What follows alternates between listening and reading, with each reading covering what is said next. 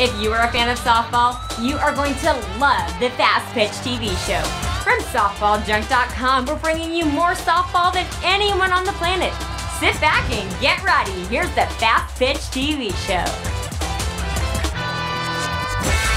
Hello, I'm Gary Leland, and this is the Fastpitch TV show, making sure take a look at all my videos, blogs, and softball information on my website at fastpitch.tv. The Fastpitch TV website brings you more free softball information than any place on the planet. Now, today I have an interview I conducted with Tim Walton, head coach of the Florida Gators. Now, I conducted this interview while I was at the National Fastpitch Coaches Association Convention, their national convention. If you're not familiar with the NFCA, go to their website, nfca.org, for more information. You really need to check them out. Now let's go to the interview right after this short message about my Fastpitch magazine, which you can find at fastpitchmagazine.com. Oops, sorry, I was reading this month's issue of the Fastpitch magazine. What? You're not familiar with the Fastpitch magazine? Watch this. You are going to love it.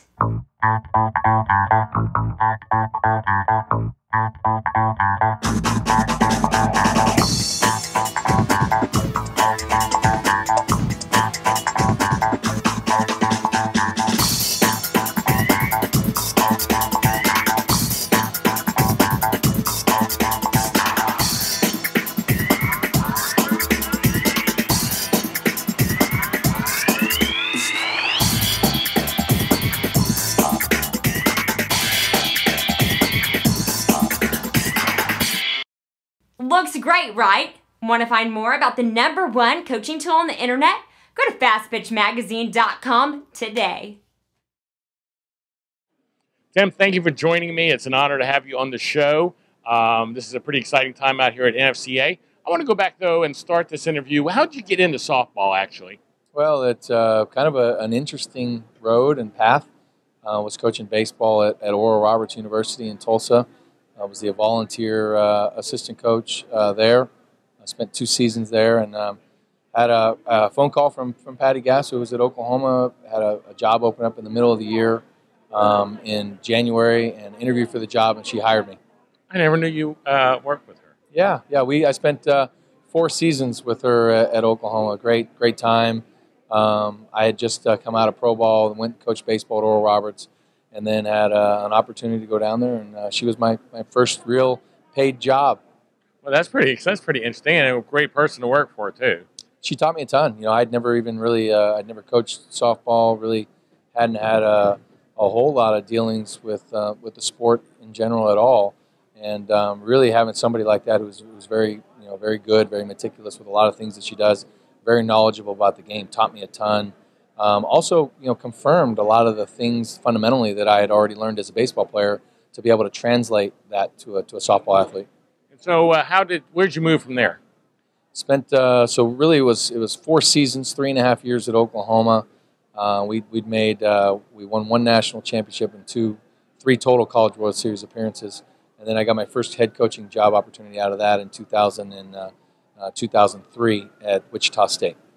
And then, how long were you there? We're going to go through the whole thing here. 3 seasons. Spent 3 really awesome 3 seasons at Wichita State for me, being able to recruit, budget, fundraise. So you learned a lot of new skills there. That was awesome. It was. I could tell you right now, if I could go back and do it all over again, I would tell every single aspiring head coach to take a job at a smaller school and learn how to do things, whether you're understaffed, learn how to do things that way, because it's going to teach you so many things that you thought you knew that you really didn't know. And I would not be successful at Florida had I not had that step, taking that step as an assistant, being a head coach at Wichita State.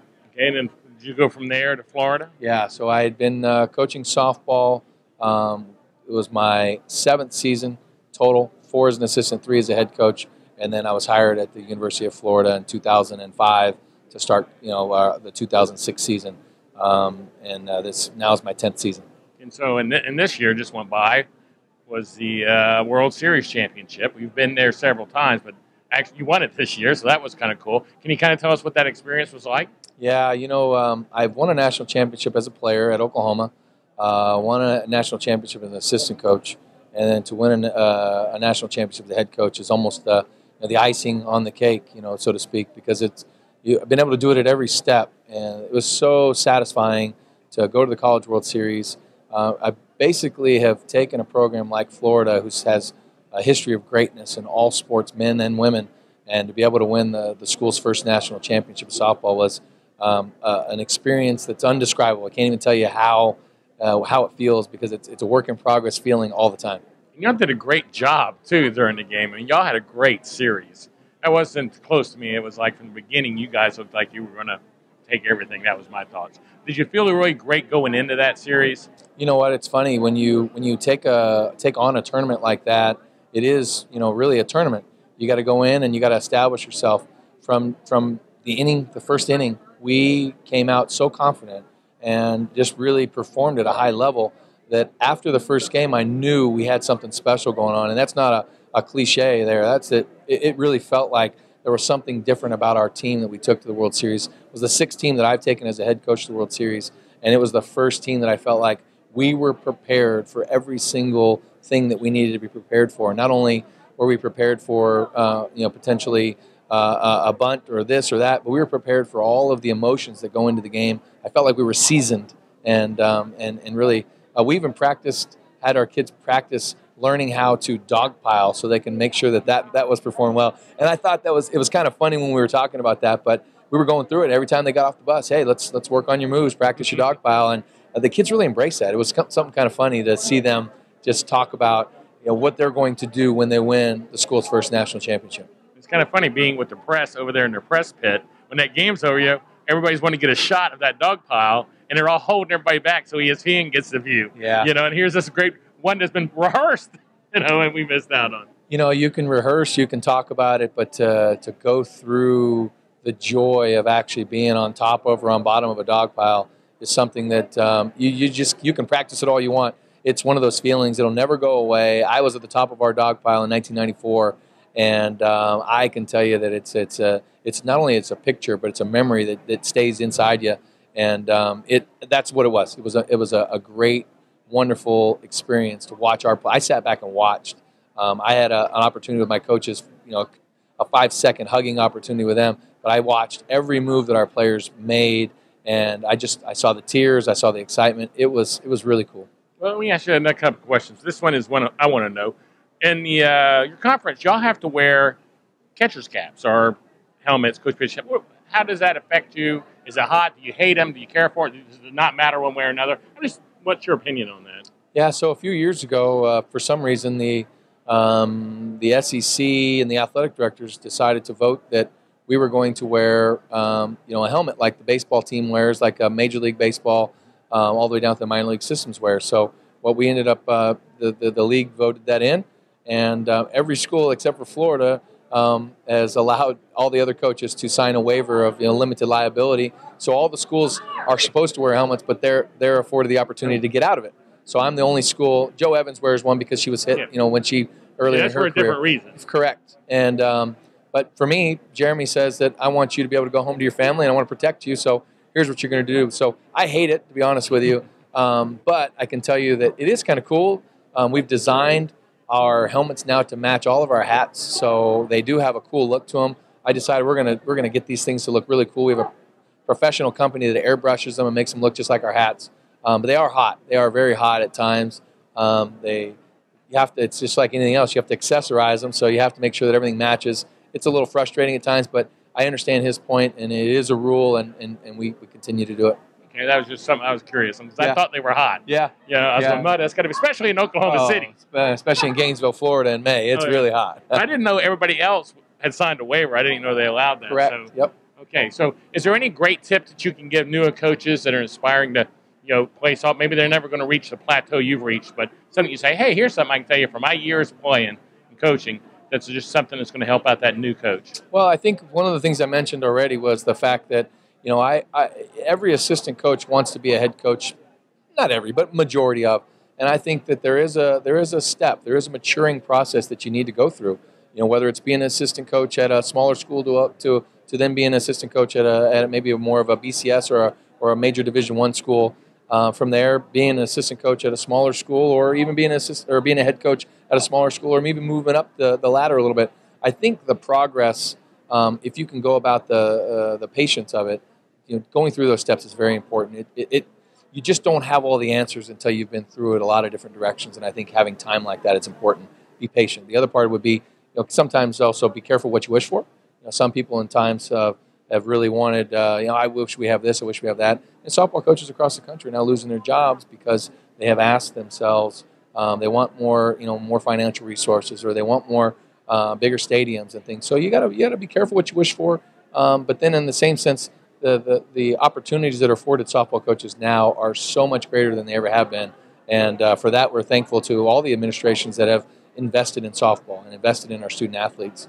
And then my final piece was just enjoy it. I think softball is my job, but it's my life. And one of the things that you do as a coach, if this is a job to you, you won't be in the game very long. You'll jump around from job to job.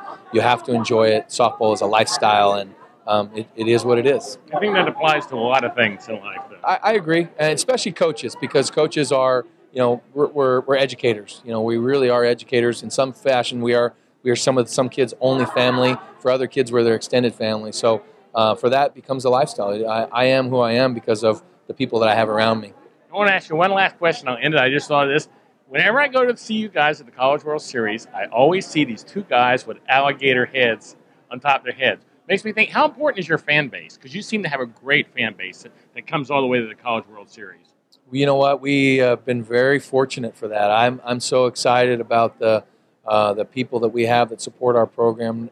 Not only the alumni, not only the parents, but the people that spend their own money to come watch us play in a lot of different venues. But at the World Series, it's huge. I know there's always a big fear of, are we going to have tickets, or are they going to have... We travel a large group and a large number, and those that wear the alligator heads, the gator head is symbolic of the Florida Gators, and I think that's really cool to have people that care that much about not only our program, not only the wins and losses, but about our team, and they're willing to come out and give us that support. It can't be done without that motivating factor outside of the stands, where people are just giving you their all, like we're giving our all, they're giving us our all, and it's really cool. Well, I like those hats they wear. Well, thank you for your time. I really do appreciate it, and good luck to you next year. I hope to see you there again. We really appreciate it. Go Gators. Looking for a softball bat? Do you want to save $30? SoftballJunk.com is offering an additional $30 discount on all regular price bats on the website. That's right, $30 discount. Just text the word Fastpitch to 555-888 and Gary will send you a discount code good for $30 off your next softball bat at SoftballJunk.com. FYI, that code's also good at the Arlington, Texas store. Welcome back. Now, that last short clip, that was my daughter Amanda telling you about my website, softballjunk.com. Make sure and text the word Fastpitch to 555-888 and get your discount code for $30 off your next softball bat. And you can use that code at checkout to save $30 over and over and over and over. It's a really great deal. You just need to text Fastpitch to 555-888 and I'll text you back the discount code. Now, if you enjoy the show, I ask you at least check out my website, softballjunk.com, the next time you're looking at softball equipment. If I offer a competitive price, well, please buy from me and show some support for all the free content I bring you here. I hope you enjoyed today's show. Please tell your friends about the Fastpitch TV show. You might want to share the code with them. Make sure to take a look at my website, fastpitch.tv. Until next time, this is Gary Leland saying goodbye and thanks for watching. This show is a member of the Fastpitch TV network. See all of our shows and blogs at www.fastpitch.tv.